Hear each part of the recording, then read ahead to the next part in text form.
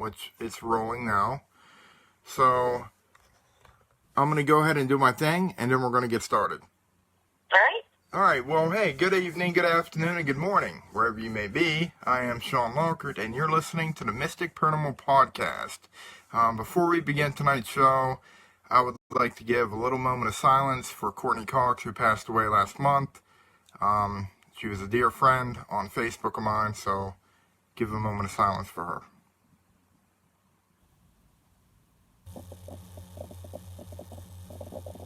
All right, Stephanie, I want to welcome you to the show. I know we're going to be talking about some paranormal experiences, getting attacked at a college dorm. We're going to be talking about all kinds of stuff tonight. Absolutely. Thanks for having me. Yeah, I appreciate it. I thank you for coming on, and I thank you for actually taking the show an hour early. It actually fits both of our schedules quite well, actually. Yes. So, before we begin, why don't you tell us a little bit about yourself without giving away too much detail? Because we're going to get into detail later, but who is Stephanie? Who are you? Is it Stephanie Bingham? Is that how you pronounce it? Yes, it is. Okay, so who is Stephanie Bingham? Well, I'm from Kentucky. I have a master's degree in history, so I'm a historian by trade. I like to paint, and I've seen ghosts since I was a very small child. Wow. So you've seen ghosts forever. Pretty much, yeah. Oh my God. Okay. That's just crazy. I mean, that's, you always hear about like kids seeing ghosts and spirits and stuff, but you always hear about them growing out of it, or, you know, they see them early and then they just don't seem to see them anymore. I don't know. It's like the belief system fades away as we age, but I guess to you it has not done that. Yes, very much so. And I credit a lot of that to how my parents actually raised me. Right, okay. And I wanted to say, too, that I read a Facebook message of yours this morning, actually. It was like, I would say about 10, 11 hours ago now. And it said, what a way to start the day. Something about you walked into a room just in time to see books flying off the shelf.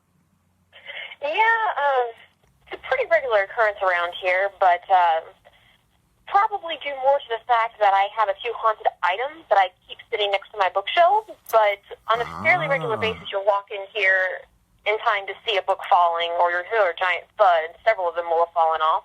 Okay. And there's nothing else in there, you know, the cat's in the other room, and, you know, I live alone, so Okay. it's only be the cat, me, or the ghost. Okay. Yeah, right. All right. I'll tell you what, let's go back to this. I know you said you've seen them as a kid, spirits meaning. Let's go back to the first time you remember actually having a paranormal experience, whether it be seeing something, hearing something.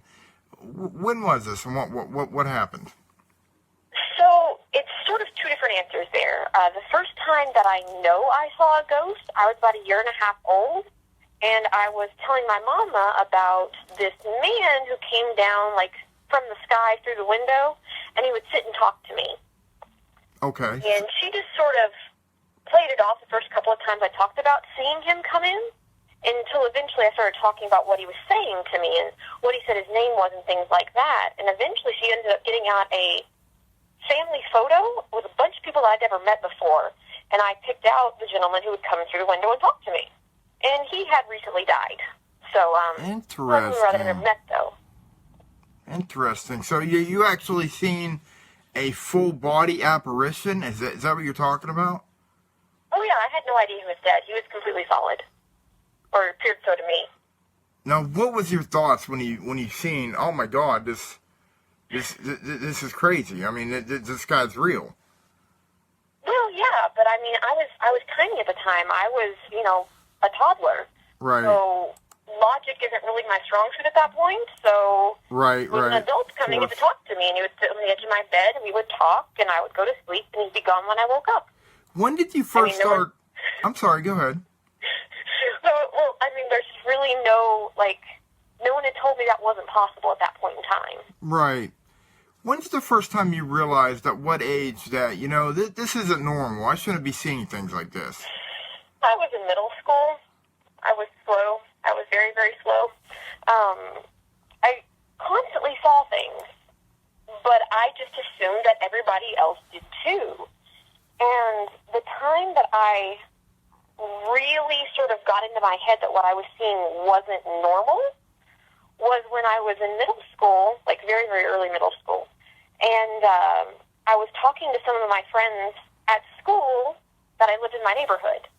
And I was talking about the two other kids that would come out and play with us. And I wanted to know why they hadn't been around recently, if anybody knew anything about it. And they had no idea who I was talking about. Okay. No idea whatsoever. So that sort of took me aback a little bit, and just trying to figure out why nobody knew who these kids were that we played with. I mean, they were there. I remember this. I saw them. Right. And I basically had to poke around enough and just started asking questions at that point, and it sort of came to the realization at that point that, oh, okay, nobody does see these things except for myself and just a couple of friends that I met over the years. Right, and we're going to get into that too, yeah. That too. But at that point, there was one other person that I knew who saw them. Like, he talked to them, and I knew he had. So I asked him, and he's like, they're ghosts. So even at that age, I knew somebody else who saw the things that I did. Right. Like, what do they say to you? What's the conversation like between you and this ghost? Which one? Like, any ghost. So you just give me an example of one. Well, the two little kids that I used to play with, they were at my house. They literally wanted to talk about playing. The little boy didn't talk, but the girl would talk. She always would. Okay. And she wanted to talk about games and playing with you and just, going out and doing things. Just very childlike, nothing out of the ordinary. But there was another ghost that I had more conversations than I'd like to count, really. When I was in college, I lived in one of the oldest dorms on campus, and her name was Christine. She wanted to come in and she wanted to talk to you. And you'd see her in two different ways, really. But on the good days, she'd come in, and she wanted to show you her new dress. And she wanted to sit there, and she wanted to talk about that, and how pretty she felt, just things like that. I mean, a lot of them are just that sort of stream of consciousness, whatever they are feeling at that moment. The ones that come through with messages, I find, are a lot easier to deal with. Okay. Once they're done talking to you, they're done. Interesting. I wanted to ask you, too, like, what have you ever dabbled into the occult at all, or your family or anything like that may have sprung this activity on? Well, I was a year and a half old when it started, so I'm pretty sure I didn't start at that point. No, I mean like your parents or any family member, were they involved in anything like that, or is this just something that like a gift? It's actually pretty easy to trace the lineage. My grandfather has the same quirks that I do. Oh, okay, it seems to go back farther down the family line as well. So it actually ran in your family. Interesting. Mm-hmm. So I understand, though, you talk to all these different spirits. You've known people that have been possessed, and we're going to get into that. But one thing that really stood out to me was you were actually physically attacked at one point. Oh, yeah. No, absolutely. And this was in college. This was in college. College was a wild time. Explain that to me. What in the world happened? Just to set this up a little bit, I went to college and I majored in history and anthropology, 2 different degrees at the same time. And I was studying ghosts, essentially. Like, Okay. That's what I got my degree in, was ghosts. And so I was sort of a weird kid on campus. Some people had odd things happen, and they started coming to me, essentially. And one of the ones that I met while I was on campus ended up being my roommate, and I noticed that she could see ghosts. But she didn't deal with it like I did. So I sort of took her under my wing, and we became really good friends. She was my roommate. And she was starting to get more comfortable with all the things that were happening around her and how she was interpreting things. Mm-hmm. When her mother went on essentially a mission trip and ministered to a group of people who didn't really want to be ministered to, and took a gift from them. Like, she accepted a gift from them after she'd done this. Okay. And when she brought that item back with her, started having weird occurrences at her home. Sounds specifically of, like, little feet running and, like, childlike laughter. And it freaked her out. So, my roommate's mother gave her, it was a string of beads is what it was, and my roommate brought them back to our dorm room and decided the best place to put them was under my bed and didn't tell me about them. Oh, interesting. Yeah, something of the kind. And so I started getting these really, like, friends that I had on campus started telling me about these really strange dreams they were having. And I couldn't really make heads or tails of them, but, like, 2 of them came to within, like, 3 days telling about these dreams they were having about waking up either in bed, not their own, but a bed, or in a bathtub, and watching this very, very creepy child standing at the foot of the bed or the bathtub, smiling at them, and they were freaking out. Whoa. Now, I'd asked them, why was the kid freaky? What was weird? And they couldn't tell me. They're just like, it was weird, I'm scared, what's going on? And I'm like, oh, you had a bad dream, you'll be fine. Just go away, you know. I thought they were crazy. So I sort of dismissed it until, I guess it was the weekend, I was going downstairs, because I was in the oldest dorm on campus, of course, and Eastern was a suitcase campus, they call it. Everybody leaves on the weekends. So there's like 7 people in the entire dorm. So great time to do your laundry. So I had my basket, I was going downstairs, and it's an extended flight of stairs, like a flight and a half, essentially, but with no landing in the middle. It's a very, very long flight of stairs, down into the basement where the laundry room was. And so I was walking down the stairs, got down about the first 2, when I suddenly felt little hands on the back of my legs. Ooh. And it pushed me forward. And, you know, not wanting to die, I reached out and tried to grab onto the banister, and I actually managed to about halfway down the flight of stairs. And so I took a moment there to sort of breathe and collect myself, and I stood up, and I turned around, and I wanted to see who would push me. And there at the top of the staircase was an absolutely adorable little child. I mean, she was a young little thing. She had big brown eyes, you know, big, really dark eyes, and just cute thing with short, dark hair, and she had like a rose-colored sort of nightgown on, and just a cute little thing, and she was smiling at me. And it took me really an instant or two to sort of realize what was wrong with her, because I'm sort of focused on why is this little kid here, what's going on, trying to go through all these different things in my head, when I realized that her teeth were people teeth. They were actually pointed like a shark's. Ooh. All of them. All of them. And in that moment, in my brilliant state of mind I was feeling at the moment, I decided my best course of action was to run towards her. I was going to catch her. That was my goal in that instant. You got more balls than than a lot of people do, I gotta say. Oh my God. I didn't even think it was that at that point. I was angry. I was going to catch her. I was going to make her pay. Right, right. That was my goal. But by the time I got to the top of the flight of stairs, she was gone. And I had finally realized it's really not a good idea to go trying to grab things with teeth like that. Right. So I had a minor meltdown, and I went back to my dorm room and asked my roommate about it. And she's like, oh, yeah, these teeth are under your bed. I was like, thanks. But with very little, you know, work and research, it's pretty easy to figure out that the item was what she was attached to. So when we eventually removed that item from the dorm, all activity from her stopped. We put her in the bottom of the river somewhere, so she can haunt the fishes. Interesting. Very, very interesting.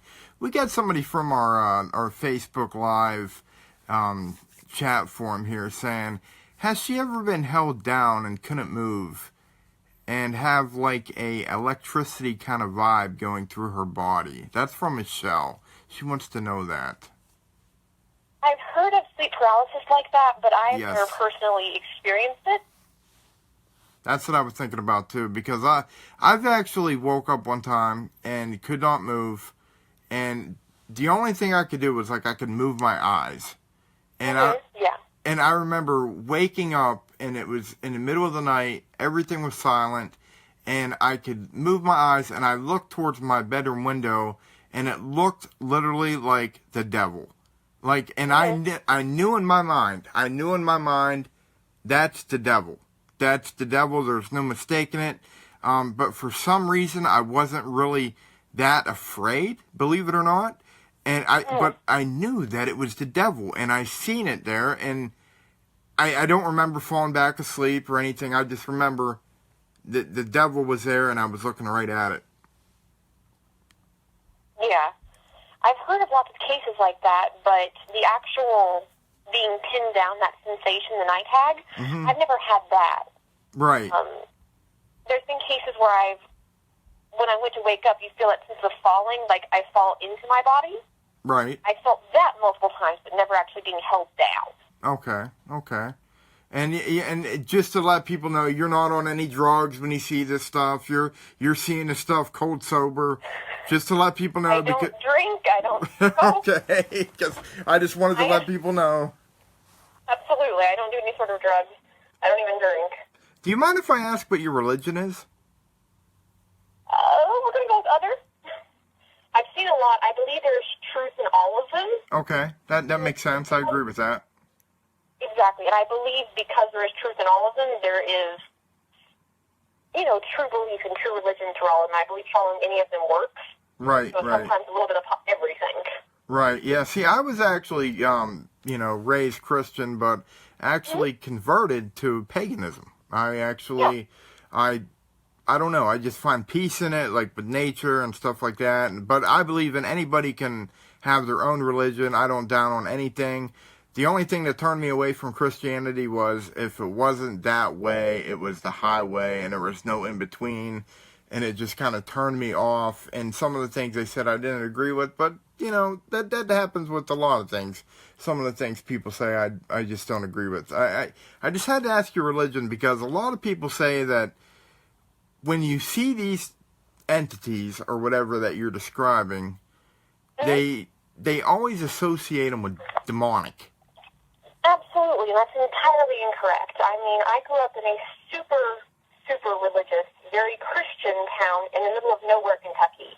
Okay. I had kids in high school who called me the spawn of Satan. I had teachers that refused to have me in class. Are you serious? Yes. I had a girl who chased me down the hallway in high school one day screaming, "Jesus saves." I mean, that's the kind of environment that we have for some of these people. Oh, my God. They thought I was possessed by the devil. That's sad, man. It is, absolutely. So, did you, dread going to school because of this? It sounds really strange, but I didn't care. Okay. I thought they were insane. Okay, well, they probably were. Yeah. They probably were, to be honest with you. I mean, I don't know how else to describe it, but has all your, I know you've been pushed and stuff like that, and I've actually been pushed doing paranormal activity too, or paranormal research. I was actually, one time, I was, there's this place called Gretchen's Lock, and it's a local place, and you got to walk back on this trail that goes about 1.5 miles back in the woods. And I decided to walk back there one night by myself with my dog Charlie, a German Shepherd. You would think would be very protective. And when I got back to the actual lock, it's called Gretchen's Lock. So when I got back to the lock where she was supposedly buried, something actually pushed me from behind. I fell down by the water. And my dog took off running and ran all the way back to my car through the woods. Oh, no. Yeah. I had my wife sitting in the car because she did not want to go back in that area. And the walkie-talkies that we had would go for 5 miles. And for some reason, when I got back to the lock, silence. There was nothing. I could not talk to her. Every time you rounded this bend right before you hit the lock, it seemed like all the wildlife, like the crickets and stuff, they all went silent. Even the water going by seemed to be very quiet. It was very bizarre. And my dog freaked out and just took off. Yeah, I grew up, as I said, in a very rural part of Kentucky, and I learned very early on when I could not hear the animal noises, it was time to go inside. Immediately, because whatever's going to happen next is not good. Right, yes, I agree with that. I actually agree with that.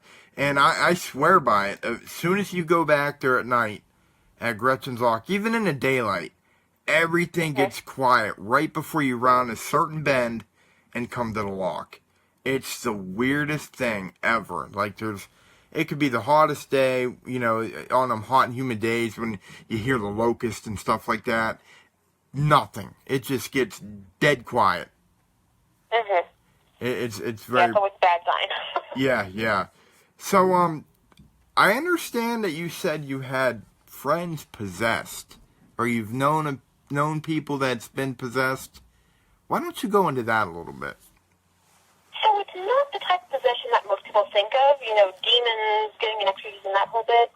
But it was the same roommate who put the beads under my bed. She Okay. was a very easy sort of trans channel, if you know what I mean. Like the old spiritualist actual trans channel. She's a great medium for things to speak through. Okay. And she couldn't control it very well at all. So if you're doing any sort of work, any kind of work really, to have anything to do with ghosts, she would get essentially possessed by these things, and she could not pull herself out of it. So you'd see her take on this, the physical form. It almost changes. Like the face is still the same face, but it's held differently. The muscles underneath it aren't held in the same way. And her voice would change. What she would say would change. And she'd have no memory of what she said when she came out of it. Okay. Interesting. It just made everything very, very odd because when I first met her, she was on just trying to work her way through being able to see ghosts, and I didn't really understand why she was having such a hard time with it. But when I saw her start to try and embrace it and started seeing these things coming through her to speak, it became very apparent why she was having a hard time with it. She could not deal with the things that wanted to use her as a vessel. Right. Now, let me ask you this. Were these friends normal before they met you?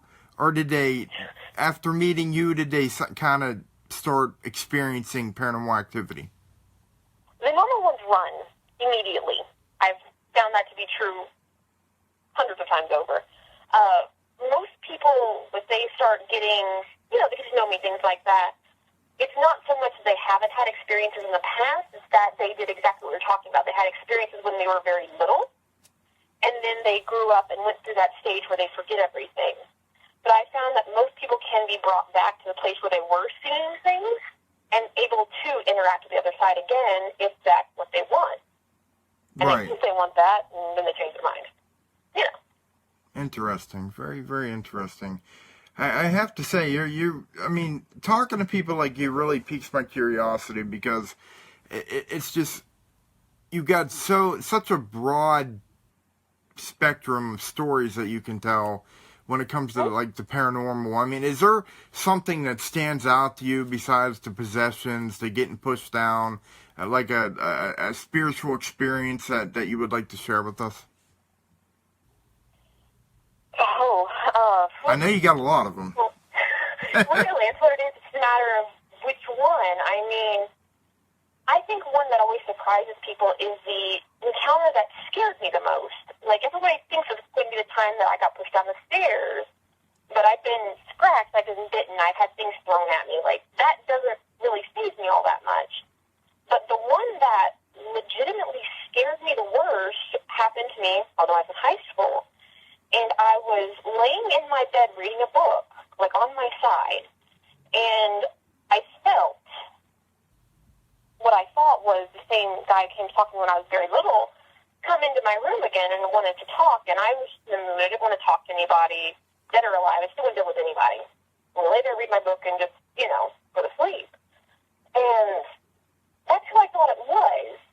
And then he sat down on the edge of my bed, and I realized that it wasn't quite the same feeling. The closer it got to me, it didn't feel quite right.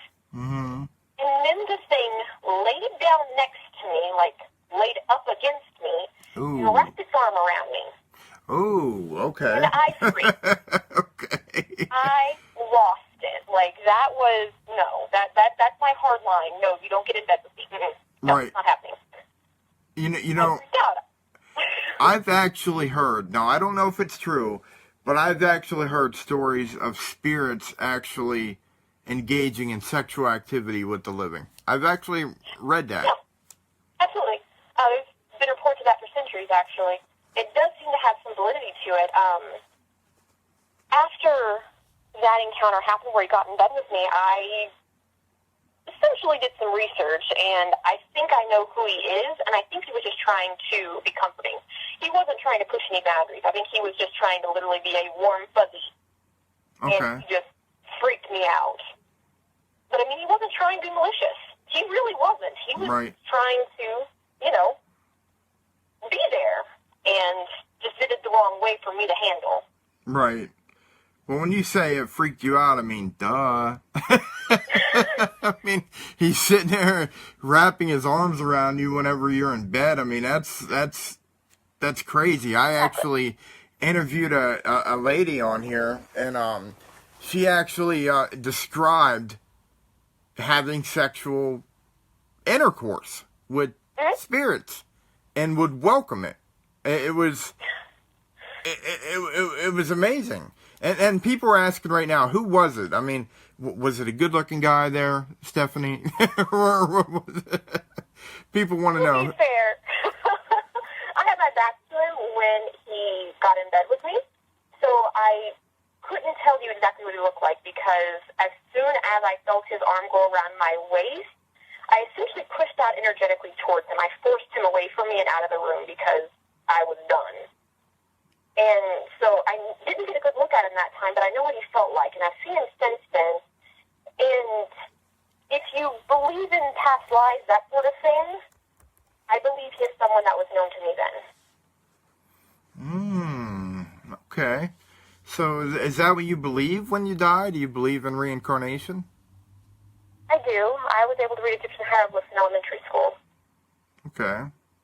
What all have you learned in school? I know you talk about, what you studied and paranormal activity and stuff like that. What is there anything that you really learned in school that stands out to you today? Like wow, I never knew that, or this is very interesting.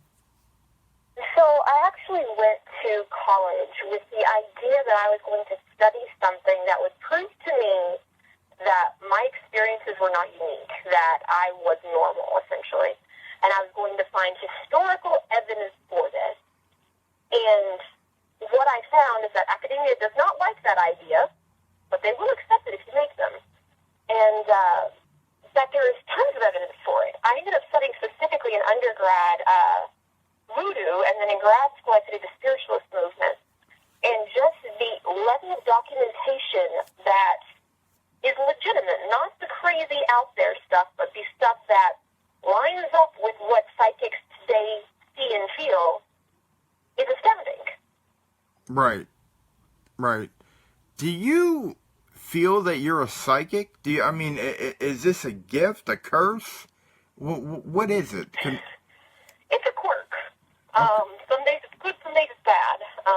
But it's not something that I would trade, because at this point I know what's out there, and the idea of not being able to see it would just really freak me out at this point, because I know they're there. Right. That's the thing about me. I've always known that things are real because I grew up in a haunted house. I've had things actually thrown at me. But when it comes to actually seeing something, I've never, with my own two eyes, got to see what was doing what it did. Mm-hmm. And that bugs me to this day. Like, I just wish I could have seen what was doing this. But you have the luxury of witnessing this. Yeah, some days it's luxury, and sometimes you see things that you never wished you would see. Like what? Give me an example of that. Some of the things that manifest weren't necessarily human. And I'm not saying they were a demon. It's like the little girl. I don't think that she was a demon. I believe she was essentially a protector of the society that got ministered to, and she was doing her job. She was going after those that were trying to hurt, quote-unquote, that culture. But some of the things that weren't human, almost the elementals, and not in the modern sort of pagan sense of elemental, but the Victorian sense of an elemental spirit. Okay. These things that are not quite human and not quite other.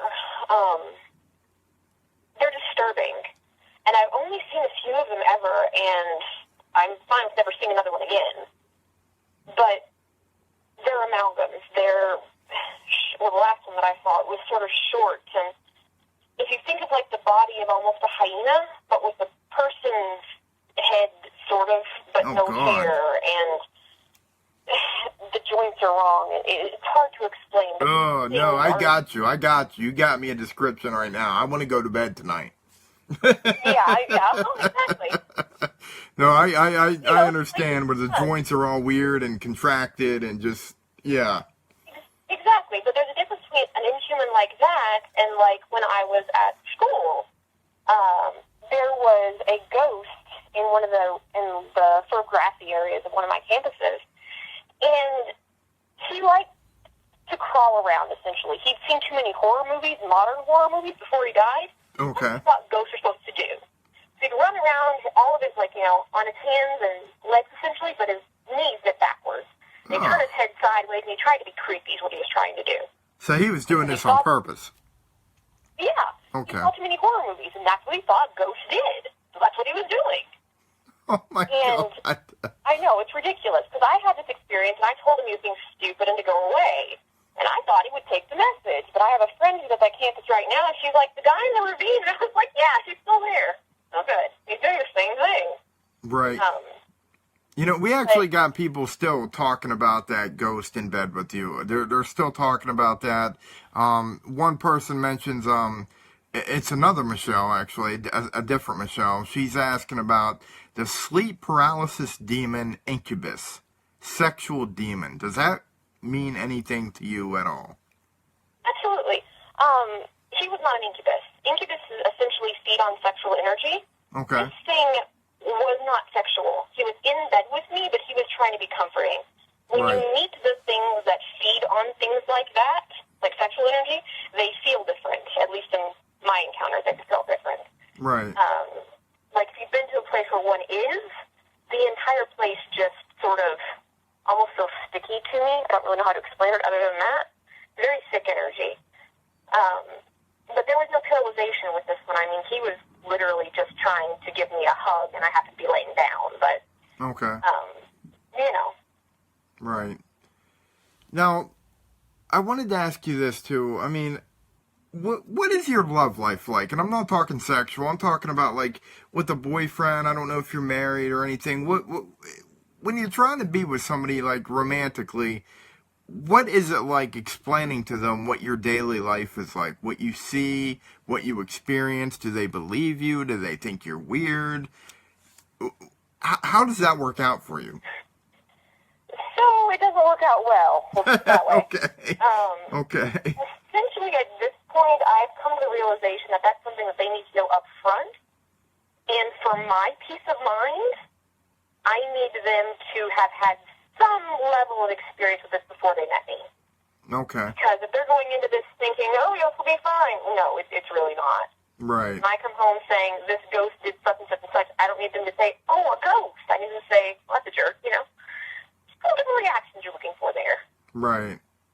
So, like, if you were on a personal ad or something like that, like a, I don't know, I'm trying to think of it, Match.com, for example, would you put... Mm-hmm. I've experienced ghosts. I've had ghosts do this. Would you put that up front there for everybody to know? Absolutely. I am very open with that. I mean, I don't try and hide it. I did that for years. It doesn't work. So don't hide that fact. And that, especially in Kentucky, has its drawbacks. Oh, of course, yes. Stephanie, do you feel like something's following you? Like maybe not just you, but maybe something that's attached to your bloodline, perhaps? Not so much attached to my bloodline. I mean, I've had ghosts that I have had since I was a very small child, and they do follow me. I've got one that I picked up when I was in Ohio in grad school, and he follows me now. Mm-hmm. I don't think there's any sort of, curse or negative thing attached to anything like that, especially not to the bloodline. But I find very commonly if you can see them and they know you can see them, they sort of flock to you. I can imagine, yes. It kind of reminds me of the movie Ghost. You know what I mean? A little bit, or of The Sixth Sense. Yeah, The Sixth Sense, yes. Yeah. That even more so with that one, yes. I still can't get over the ending of that movie. That that Bruce Willis was a ghost the whole time. I still can't get over that. I really thought that guy was a legit guy helping out a kid. I had no idea that he was a ghost. That's one of the best endings of a movie I think I've ever seen in my life. Absolutely. So, let's see here. I got so many questions for you, but you said you've seen full body apparitions. You've seen things that are contorted, things where the joints are all messed up. What's the scariest thing you've ever seen? Scariest thing I ever saw? Because I mean, you say, you're like, well, getting bit, that really doesn't bug me that much. And I'm thinking, okay, getting bit doesn't bug her that much. I mean, if that don't bug her, I mean, this girl's got blood of freaking fire. Well, I do, but I've grown up with this. I mean, the first time something scratched me, I was a toddler. Right. I mean, I lived, like, the first ghost I ever, well, the first inhuman spirit, really. Right. That I had to deal with was at my house where I grew up. He was holding the two children that I used to play with hostage. Oh, That is interesting. what he was doing. I grew up with that. Interesting. That was my baseline for normal. What do you think about ghost hunters these days? Well, I've never really seen me hunt them personally, but I understand the impulse. And I think the ones that are out there trying to help people and, do legitimate things, I have no problem with. I think it's a great thing to do. But the ones that get out there and start dabbling and, I'm going to get rid of this ghost for you. Mm-hmm, yeah. And then they make it worse. And then I get a call because some kid has got some, native spirit pissed off at him because somebody went in there and tried to do an exorcism and they weren't qualified. So, and that drives me crazy. So Especially when it comes to the little kids. Like, I get the calls about, this little kid is seeing demons. It's not a demon, it's your grandmother. Right, okay. So you actually get phone calls of people asking for your help. Yeah. Go into that a little bit. Well, when did this start happening? When did people actually start calling Stephanie and saying, you know what, let's have you help us out? Because I know you've done conferences and you've actually spoke at different events, so your name's out there. People know who you are. Mm-hmm. So it essentially started when I was in college. They started realizing I was the odd one and that I could fix things. I could get rid of ghosts. That's something I can do with most ghosts. And so when people started realizing that, when they had issues, they'd call me. So I had a bunch of people that I knew in college that had some level of ability to see and sense things, that wanted to learn more about it. So they'd come to me. And then when they met somebody, they would refer them back to me. So eventually it started getting bigger and bigger until, I get random emails sometimes about, yes, we have this going on. And then just friends of friends essentially end up getting referred to me. Right. So, are you able to help people? Do they ask you, can you get this spirit out of here? Or it's just creeping me out? We need some reassurance. I mean, what do you get? It depends on what the incident is. I mean, I went to a friend's house not too long ago. She moved in somewhere and was feeling off. Not necessarily bad, but there was something odd about the place. So I went through there and I figured out what her problem was. I mean, there was a thing there. There had been a suicide in the house, and it sort of just set up the energy in there. You know what I mean? It was stagnant almost. And starting to act up a little bit, so I went through and I got rid of that. I mean, I've been called out to sorority houses before to get rid of the things that were bothering the sororities. Just a lot of random things like that. A lot of friends that have new houses that have things crawling around in them, basically. Right. When it comes to actually removing things. Now, one thing that always gets me is, you'll see a movie, a psychic will get called into a house to investigate, and it'll show them look off into a distance, and they'll see somebody hanging there, struggling to live and are dying, but really it's not there, it's just what they're seeing. Is it like that with you, or do you just get feelings, or do you actually see things? Well, that's my thing. I see ghosts. That is my primary weirdness, if you will. So when I go into something like that, when I first walk into a place, I don't want to see anything. I don't want to see what has to be attached to them or what great-grandma's doing at that moment, you know? Right. I sort of try and go in myself, if you will, put up a barrier so I don't see the things, or at least not as clearly. And I go through there, and you can feel it. I'm tactile, so it's literally a feeling, but once you finally tap into the energy of the place, it's almost like a series of snapshots that you can see, or I can see. Okay. And it's how you interpret those and how you have to essentially read them off to the people that are around you. Okay, interesting. You know what? I wanted to share a story with you, because I have no idea what it could be. I honestly don't know. We're going back to the Gretchen's Lock area because I filmed a documentary there, and I'm actually going to send you the link to where you can actually watch it yourself, and you can see what I'm talking about. But there's this one scene where me and my wife were parked outside of this old mill where it's like right off the main road, Spruceville Road, and I'm sitting there and I'm taking photos, okay? And I took a photo in the back of the car, and I kid you not, there is a face in the window of the car. And there's like no neck, no body, there's a face though. And you could see it in the camera. And I zoom in on the camera and I enhance the photo. And I'll tell you what, if that is not a demonic looking face, I don't know what is. It looked like an old, like, monk. That's what it looked like. It looked like a monk. My wife was actually too afraid to turn around and look. And I was taking more photos of it, and there was nothing there. I was like flashing the light, there was nothing there. Cars started driving by, there was nothing there. I eventually got out of the car, nothing there. But if you actually go to mysticparanormal.net and you click on photos, you can actually see an actual photo of that face that's in the window. And I also will send you the link on Facebook. I'll send you the YouTube video where you could watch it and you could actually see the actual video of what was going on when that was taken.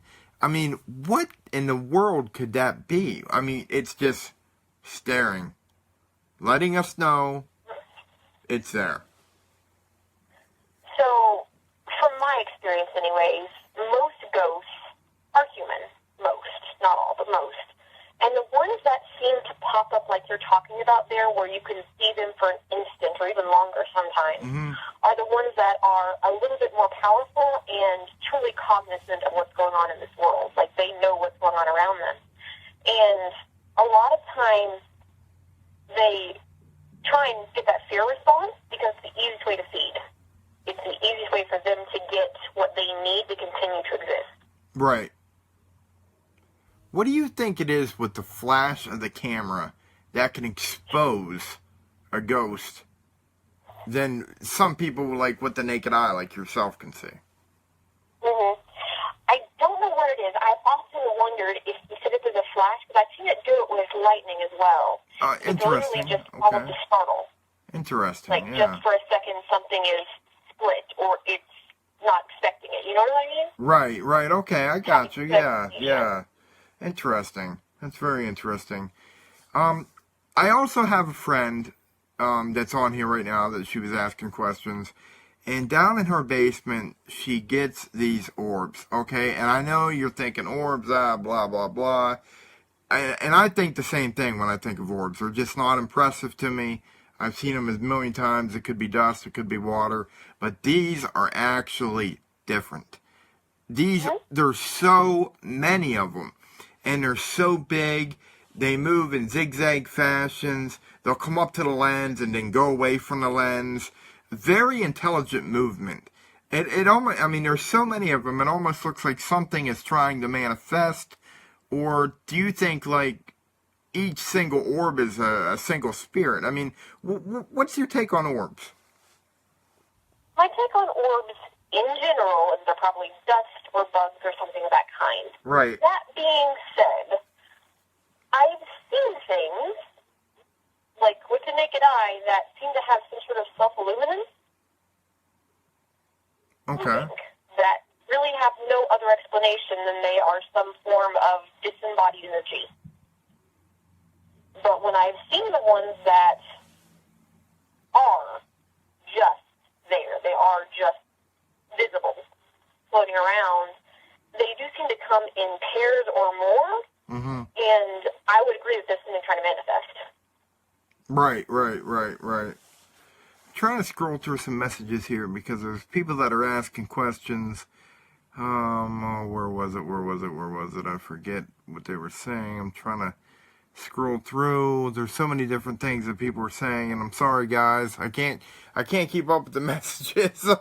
I'm so sorry about that. But I wanted to ask you this too. What do you think about like the shows on TV today? I mean, I know we talked about that a little bit, but what about the guys out there like on Ghost Hunters are out there? Come at me right now. I'm here right now. You can't touch me. Blah blah blah. Really trying to call the spirit out. There's a time and a place. Once you know what you're dealing with, I find that there are times when calling them out and yelling at them is the best thing to do. Really? Okay. Yes, okay. I do. Interesting. Okay. Hardcore. Idea, I understand. You're hardcore. I said, no, I'm saying you're hardcore. Not really, no. But especially when I've seen the ones that go after the little ones, the little kids that see things. The things that go after them, at least in the ones that I've seen, seem to be a little softer. Like they go after kids because they're easy targets. Okay. So when you get up at them, they back down. And it's easier sometimes to locate and differentiate if it is an inhuman spirit or if it's a ghost. Because if it's a ghost and you yell at it and it's in that situation, it's going to go. It's going to leave. It's going to be, gone. Interesting. So it just helps you sort of weed out what you're dealing with occasionally. Right. Now, one thing that always got me is, I'm telling you, I've done a lot of ghost hunting. I've got what they call Class A EVPs, Class A photographs, stuff on video. And, my mom knew that I was really into this stuff. And so, she's actually helped purchase some of my equipment that I got. And, she died not this January, but last January. So it's been a year now. And one thing I could never do, I've never been able to contact her whatsoever. No matter what I've done, I've never got one sign from her except for dreams. Now, what is your take on dreams? Dreams are useful tools, very much so. I find that depending on the type of spirit it is, it's often easier for them to manifest because it takes less energy to manifest in a dream. Okay. If they have a brief message they want to tell you, it takes a lot more energy to show up as a full-body apparition or to move an object or to make a sound. But when you are in that dream state and you are dream-walking sometimes, it's very easy for you to interact with them because you're on the same plane as they are. Right. That's fascinating because I'll tell you what, I've actually had dreams, I know this might sound weird, but I've had dreams of being stabbed to death. And it was the weirdest thing in the world because I remember somebody, it was on this road, it was at night, it was a mugger or something like that, and I remember him stabbing me, and I could literally feel the pain every stab that he did. And eventually, I just completely relaxed. And I knew that I was going to die, and at that point it became okay. Like it's weird, like my brain had accepted death is coming, this is the way it's going to be. And then there was this woman there that formed, and she was like very nice, very enchanting, and she was teaching me how to just kind of float away from the body, like to think to move, and I would move. Not physically move. Like, she literally took me to this different place. Like, a place that I can't describe. It was magical. I mean, it was like a horrific incident, but then once that horrific incident had passed, it was completely magical. It's hard to describe. It's just, I don't get it. But I do got that question that I was trying to find. Can ghosts or demons actually follow you, like, from place to place? Oh, absolutely. Absolutely. When I was in Ohio, first place I lived up there was actually it had been like a retirement community, but they just opened it up to people that weren't over 65, essentially. And I was the first non-65 resident to move in there, and I was in grad school at this point, mind you. And I moved in, and there was a thing there. I'm not really sure what he was originally, but he just sort of came with the apartment. Liked to play with my cat. It was fine. You know, he followed the rules. I didn't really care. And so when I went to move, he started acting up until I was like, you can come with me. And once I said that, he was fine, and he came to my next apartment with me. And it was when I moved again, he came to my third apartment up there, and he just hang out at the house, you know, nothing weird, just kind of there, sort of like a piece of furniture almost sometimes. And I didn't think anything really of it until one day there was a knock on my door. It was on the third floor, and I lived by myself with my cat. And there was this random guy at my door talking about how he needed to do some sort of, you know, needed to work on something in there. And the maintenance guys at that apartment complex didn't have, like, a uniform or anything, so he didn't really know who they were, Okay. who they were going to be. So, didn't really know this guy, but I was getting a really strange feeling. You know, I had my cat under my arm, and I wasn't going to let him in because I was, you know, I didn't like him. And so he's trying to convince me to let him in, and I'm basically saying no, and he could see behind me into the kitchen. And then he's like, I need to come in and fix this. And he sort of stopped and stared off over my head, because I'm very short, you know, back in the kitchen. And he's like, do you have another cat? And I'm like, no. And he proceeded to run out of the building. And I was like, okay, I'll take it. So I really know what's going on. I'll close the door and lock it and, you know, keep you away from me. And I turn around, and there is this ghost who had followed me from the other apartment in Ohio in the middle of my kitchen, and all of my cabinet doors are open. Interesting. Interesting. I wanted to ask you this too, Stephanie. What about like animals, okay? Because we get really close to our dogs and our cats. And have you ever experienced like a paranormal pet, for example? Yeah, absolutely. So my first cat, her name was Casey, and she was my first baby. I got her when I was in preschool, and she died when I was in college. Okay. And I was heartbroken. But since then, I have my new cat, but you'll see them playing together. Casey came back, especially if you're feeling, at least in my case, when I'm feeling upset or something.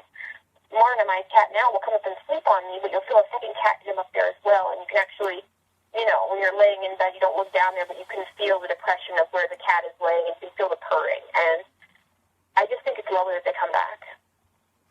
Interesting. Do you fear death, Stephanie, at all? No.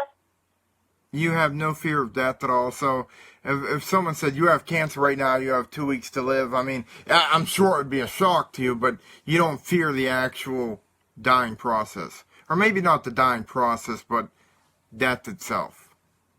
No. What do you think happens?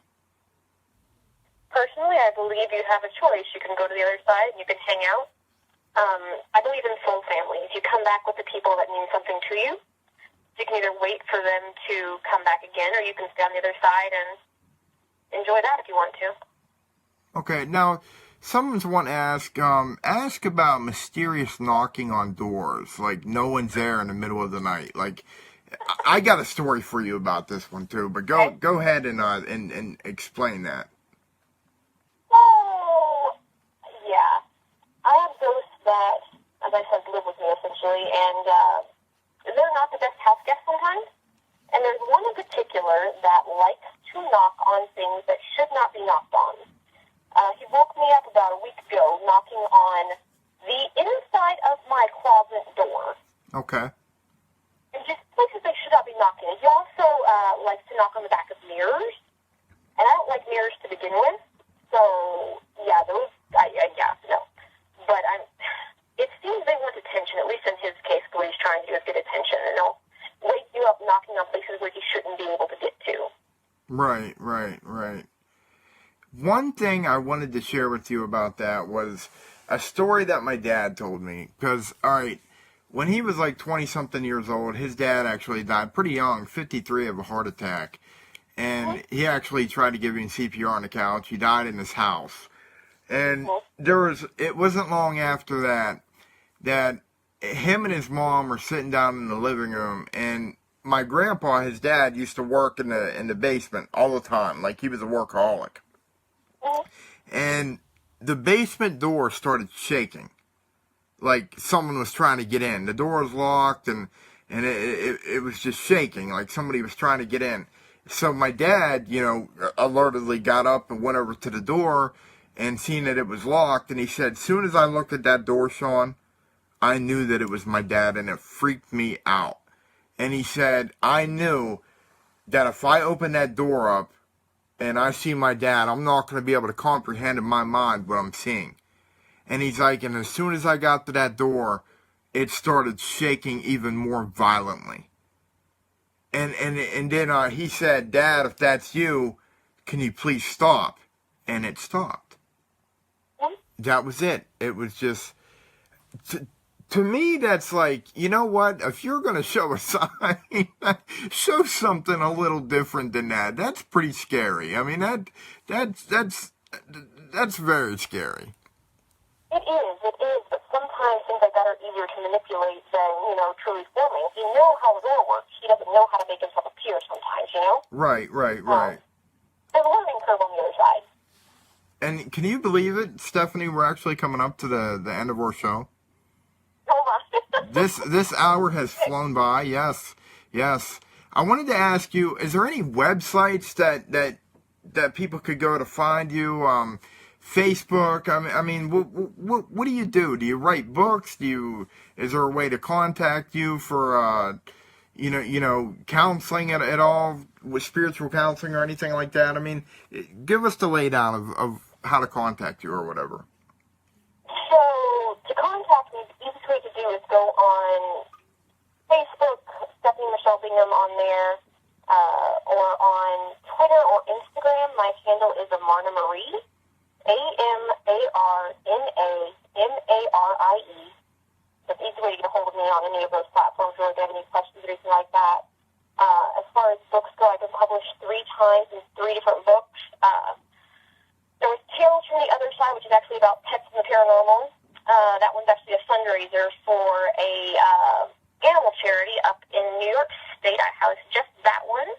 I was published in another book called Lost Whispers, The Collective Allegories of Haunted America, and most recently in a book called Encounters with the Paranormal, Volume 3. All those are available on Amazon. And, yeah. Well, Stephanie, I'll tell you what, I really want to thank you for coming on the show. It's been highly entertaining. I haven't had an hour fly by like this in quite some time. I really haven't. Thanks for having me. I really appreciate you coming on, and I want you to have a good night, okay? You too. All right, thank you, and good night. All right, good night. All right, guys, that was Stephanie. Great guest. The hour flew by. I couldn't believe it. It just went by so quick. She was great. It's not often you get a guest that time can fly by so quick like that, but this one did. So I'm gonna go ahead and get this going. So I'll catch you guys here in a little bit. Thank you for listening, and please share this video when I'm done. All right, guys, peace.